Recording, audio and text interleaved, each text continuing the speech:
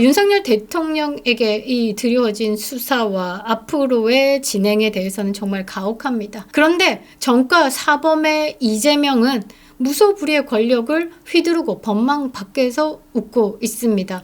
헌법을 유린하고 있죠. 반갑습니다. 김영윤TV입니다. 당초 오는 18일에 열릴 예정이었던 이재명의 재판, 공직선거법 위반 혐의의 파기환송심은 사실상 무기한 연기됐습니다. 대법원에서 말이죠. 유죄 취지로 파기환송, 재판부에서 알아서 하라. 알아서 했습니다. 형사고법 이재권 부장판사가 이끄는 형사 7부는 말이죠. 헌법 제84조에 따른 조치다 라면서 이재명의 이 공직선거법 사건 파기환송심 재판 기일을 다음에 정하겠다. 추후 지정하겠다라고 밝혔는데요. 사실 무기한 연기됐죠. 책임 소지에서 벗어나겠다라는 겁니다. 헌법 제84조가 뭡니까? 이거 대통령 선거 전부터 계속 이 부분에 대해서 이야기를 했었습니다. 대통령이요, 내란 또는 외환죄를 범한 경우를 제외하고는 재직 중에 형사상 소출을 받지 아니한다라는 규정입니다. 자, 첫 단추. 대법원에서요, 파기환송으로 내려보내는 게 아니라 파기자판으로 끝냈었으면 어땠을까? 12명의 재판관 중에 2명이 이재명은 무죄 올시다 라고 했고 나머지 10명은 유죄 올시다 라고 해서 유죄로 파기환송을 보냈죠. 그때 파기자판으로 끝냈었다라면 대한민국에 이런 최강 빌런이 대통령으로 탄생하는 일은 없었겠죠. 대한민국 쪽팔리는 일은 없었겠죠. 제 헌법 제84조 내란 또는 외환의 죄를 범한 경우, 근데 이재명은 말이죠. 지금 헌법 84조를 들어서 모든 재판이 무기한 중지된다라고 하더라도 외환의 죄가 남아 있습니다. 대북 송금 사건이죠. 북한에게 800만 달러를 보냈습니다. 자, 그런데 국내 재판이 멈췄다. 그러니까 이재명에 관련된 이 외환죄에 대해서 다투지 못한다. 그럼 어떡하냐? 국제법으로 문제를 제기할 수 있다라는 겁니다. 이게 문제가 많습니다. 지금 이재명이가 이 8개 사건에 12개 혐의에 5개 재판을 받고 있습니다. 자, 공직선거법 위반 파기환송심을 비롯해가지고요. 위중교사 사건 2심 남아있죠. 대장동 미래, 백현동 성남FC 이제 1심 사건 앞두고 있습니다. 쌍방울 대북송금 사건 1심 앞두고 있고요. 법인카드 사적 유용 사건 1심 총 5개 재판을 받고 있습니다. 이게 올 스톱이 됐다라는 거죠. 우파 진영에서는요, 2개월 안에, 3개월 안에 대선이 다시 치러질 거다. 그러면서 최단기 끌어내려지는 대통령이지 않을까라고 사실상 희망 회로를 돌렸었는데요. 일체 그 부분에 대한 언급을 하지 않았습니다. 왜냐? 전혀 그럴 가능성이 없기 때문이죠.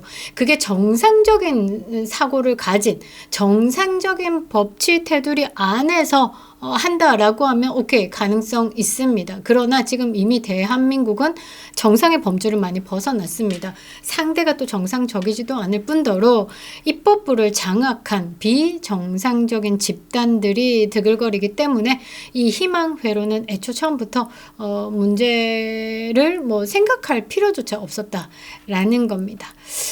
결국 이재명에 대한 심판은 말이죠. 가장 가깝게 본다라고 하면 내년에 지방선거에서 국민의힘이 경상도를 넘어서 이 영남 지역을 넘어서 수도권 이쪽으로 선거에서 대승리를 거두는 것밖에 없다라고 보는데요.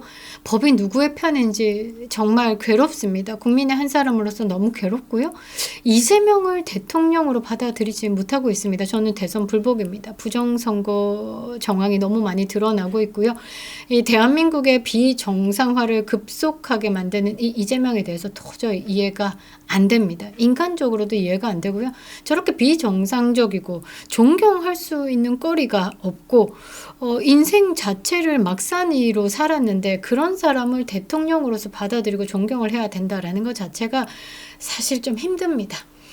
자, 대한민국의 법이 누구를 위한 법인지 누구의 편인지 윤석열 대통령을 향한 칼끝은 매우 매섭습니다. 그런데 이재명을 향해서는 침묵하고 있죠.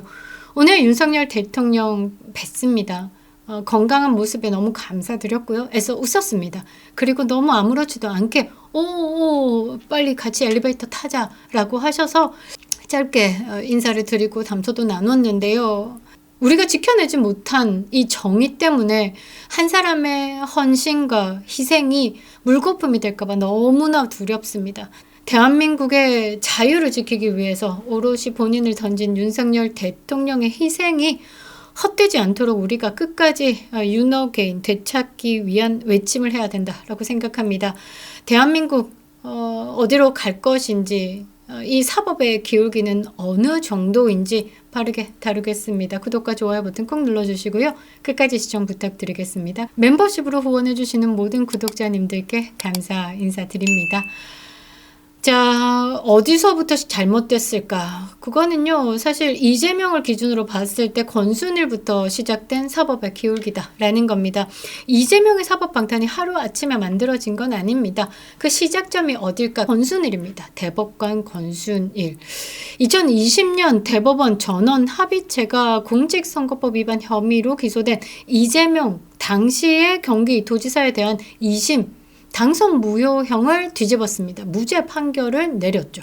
그 판결을 주도한 인물이 바로 권순일 대법관이었다라는 겁니다. 공교롭게도 권순일이가 이 이후에 이재명과 관련된 대장동 사업자들과 접촉했다라는 의혹을 받고 있습니다. 법의 최정점에서 이재명에게 면죄부를 준 이 사람, 바로 이재명의 비호자였다라는 사실은 국민의 신뢰를 무너뜨리는 겁니다. 이재명을 알아서 지키는 이 구조 굉장히 탄탄하게 가고 있는데요. 이재명은 지금 차베스식 정치를 하고 있습니다. 이재명을 보면요, 베네수엘라의 차베스를 똑같이 닮았습니다. 언론, 검찰, 사법부, 국회까지 모두 길들여서 이 이재명을 방탄하기 위해서 움직이고 있죠. 이재명 선거법 재판 무기한 중지됐습니다. 대법원이 판단하면 끝날 일을 그 사건을 질질 끌면서 끝내지 않겠다. 책임에서 벗어나겠다. 반면에 윤석열 대통령에 대해서는 형사재판 밀어붙이고 있습니다. 경찰은요, 심지어 강제 구인 가능성까지 언급하고 있습니다. 나라가 미쳐 돌아가고 있죠. 정말 공정한 나라입니까? 법 앞에서 만인은 평등해야 하는 겁니다. 그런데 그 헌법 정신은 어디로 갔는지 찾을 수가 없습니다. 지금 이런 상황에서 이 국민의 분노, 그러니까 보수 진영의 분노는 하나로 모이고 있죠. 한동훈입니다. 그리고 이준석, 김용태도 지금 몰매를 맞고 있는데요. 자칭 정의파들이다라고 하는 이것들 때문에 지금 이 사달이 난 것 같습니다. 이재명과 그 주변이 권력 남용이 도를 넘고 있는데 한동훈 이거는 빼복질하고 자빠졌습니다. 그리고 당권에 욕심을 부리고 있죠. 김용태 이것도 마찬가지입니다. 역시 여론의 눈치를 보면서 정작 싸워야 할 때 제대로 목소리를 내지 못하고 있는 한심한 국민의 힘이다 라는 거죠. 보수 진영 내부에서조차도 진짜 싸움을 외면하고 있고요. 싸움의 방식도 모르고요. 그 자리에서 정치적 계산기만 두드리고 있습니다. 사법 정의가 정치 보복의 무기로 전락할 때 그거는 재앙이죠.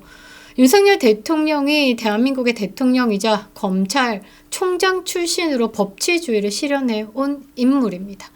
그런데 지금 윤석열 대통령에게 향하는 법의 칼날은 말이죠. 정의의 이름을 빌린 정치 보복일 가능성이 크다라는 겁니다. 김건희 여사에게도 마찬가지. 도이치모터스 사건도 그렇고 몰카 사건도 그렇고 수년째 먼지털이식 수사와 여론몰이를 이어가고 있습니다. 여론몰이가 사실 여기서 큰 역할을 했죠. 악마화 작업이다라는 겁니다. 윤석열 대통령은 국민이 뽑은 정통 대통령입니다. 그런데도 이 윤석열 대통령을 향해서 수사는 집요하고 가혹합니다. 말이 안 되는 거다라는 거죠. 오늘도 법원 앞을 지나는데 말이죠. 신고도 하지 않고 1인 시위를 하고 있는 사람들을 향해서 피켓 들고 있는 사람들을 향해서 지나가는 우파 시민들이 이 내란 수괴다라고 적힌 그 대목을 보고 이재명이 내란 수괴지 지금 윤석열 대통령이 내란 수괴냐 제대로 정신 박힌 짓 하라 이러고 고성이 오갔습니다. 많은 분들이요, 그 옳은 소리 하신 여성분을 애워 감싸고 보호했고요. 1인 시위를 하고 있는 그런 사람들은 그냥 영혼 없이 서 있었습니다. 거짓말도 쉽게 하고요. 저는 대한민국이 참 많이 아프다라고 생각을 합니다. 가슴이 찢어지는데요.